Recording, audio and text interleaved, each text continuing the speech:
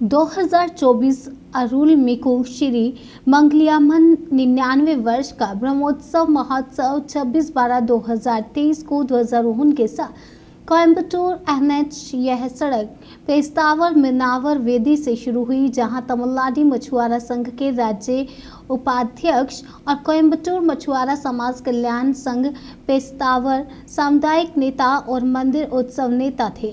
संजीव कुमार और पूर्व अध्यक्ष, मंदिर प्रभारी, मंदिर प्रबंधन समितियां, कोयम्बटूर पेस्तावर मछुआरा समुदाय विकास समिति के अधिकारी, मंदिर विकास समिति के अधिकारी, सचिव मछुआरा युवा टीम, कोयम्बटूर मछुआरा समाज कल्याण संघ पेस्तावर समुदाय के सदस्य और जनता के कई सदस्यों ने भाग लिया। यह महोत्सव 9/1/2024 तक आयोजित किया जाएगा।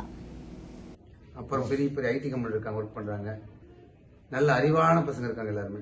சரி, இது மட்டுமில்லை, ஏதாவது அரசியல் சம்பந்தப்பட்டது இருக்கீங்களா? இல்ல, நான் இப்போ இதுக்கு முன்னாடி பாத்தீங்கன்னா தமிழ்நாடு மீனவர் சங்கத்துல மாநில துணைத் தலைவர் நான். இப்போ பிஜேபியில கடைசி இந்த போன வருஷம் தான் பிஜேபியில மாவட்டத்தில் இருக்கேன். பிசிஎஸ்எல் மீனவர் பிரிவுக்கு நான் மாவட்டத்தில் இருக்கேன். பிஜேபியில தலைவராக இருக்கேன். அந்த பிஜேபியோட கொள்கையெல்லாம் உங்களுக்கு என்ன பயிருக்கு? நல்லது பண்றதுக்கு யாரா இருந்தாங்க. கொள்கை எப்போ தெரியுங்களா தெரியும். தப்பு பண்றது கொள்கை ஆராய்ச்சி பண்ணுவோம். நல்லது பண்றவங்க கொள்கை தேவையில்லாம நல்லது பண்றாங்களே. இப்போ நல்லது பண்றாங்க, நம்ம எதிர்பார்க்குற மாதிரி நடக்குதா, அதுக்கு சந்தோஷப்பட்டு உள்ள போறோம். அவ்வளவுதான். நம்ம போனது என்னோட இனத்துக்கு ஏதாவது பண்ணணும், என் இனத்துக்கு ஏதாவது பண்ணணும். அப்போ இப்போ வெறும் தலைவராக போனாலே நிறைய இடத்துல மதிப்பு இருக்கு. நமக்கு சமுதாயத்துல இருக்கு, நல்லா மதிக்கிறாங்க அரசாங்கத்துல.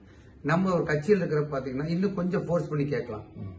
பிஜேபி இருக்குன்னு நமக்கு ஒரு பிரச்சனைனா நாங்க மட்டும் தான் போராடிட்டு இருந்தோம். இப்போ பிஜேபி இருக்குது, நம்ம என்ன பண்ணலாம், அந்த மாவட்ட தலைவர் பார்த்து இந்த மாதிரி எனக்கு பிரச்சனை இருக்குன்றப்ப ஆட்டோமேட்டிக்கா எங்களுக்கு அந்த கட்சி சப்போர்ட் பண்ணுது. இப்போ உக்கட குளருக்கு பாத்தீங்கன்னா அங்க கருப்பாயம் கோயில் இருக்குது. காலங்காலமா எங்க ஆளுக்கு என்ன பண்ணுவாங்கன்னா, மீன் குஞ்சு வளர்த்துறப்போ அந்த கோயிலுக்கு போய் சாமிக்கு பூஜை பண்ணி அந்த மீன் அங்க சாமி கிட்ட படையல் மாதிரி வச்சு அதுக்கு குளத்து விடுவாங்க. வெளியிருந்து பார்த்தா என்னன்னா என்ன சொல்லுவாங்கன்னா முட்டாத்தனமா இருக்க மாதிரி இருக்கும். எங்களுக்கு இருந்தது ஒரு காலத்துல. பெரியவங்க எல்லாம் மீன் அப்படி பண்றோம், என்னடா இது காசை கொடுத்து மீன் வாங்குறோம், அந்த மீனை தண்ணி விட்டு வளர போகுது, இதுக்கு பூஜை பண்ண நாங்க கிண்டல் பண்ணோம். அந்த வயசு அனுபவம் இல்ல வயசு. எதற்காக அது பண்றீங்கன்னா காரணம், அந்த கடவுள் எப்படி நம்ம விவசாயம் பண்றப்போ விதைக்கு சாமிக்கு பூமிக்கு படையல் பண்ற மாதிரி நம்மளும் அந்த மீனை பண்றாங்க. நம்ம வயசு என்ன பண்ணுச்சு, அன்னைக்கு கம்மி வயசு, எல்லாம் ரத்தம், கிண்டல் பண்ணோம்.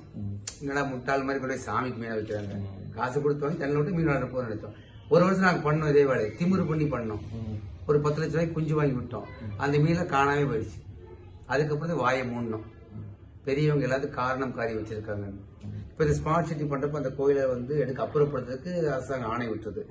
அப்போ வானதி அக்கா எம்எல்ஏ, நம்ம தெற்கு தொகுதி எம்எல்ஏ, அந்த அக்காட்ட காலையில போய் பெட்டிஷன் தரோம். மத்திய கள ஆய்வு, சாயங்காலம் அதிகாரி பேசி நிறுத்திட்டாங்க. முடிஞ்சா அந்த கோயிலுக்கு இன்னும் செலவு பண்ணி கட்டித்தாங்க. ஏன்னா பிரதமரோட ஸ்கீம் அது, குளத்தை சார்ந்து அழகுபடுத்துறது. அந்த கோயில் இடிக்கலாம் என்ன பிரயோஜனம் இருக்கு? யாரோ கும்பிடுறது தானே. அவங்க நம்பிக்கை நம்ம கெடுக்கூடாது. அன்னைக்கு அந்த வானதிக்கு நிறுத்திட்டாங்க, எங்க எம்எல்ஏ நிறுத்திட்டாங்க.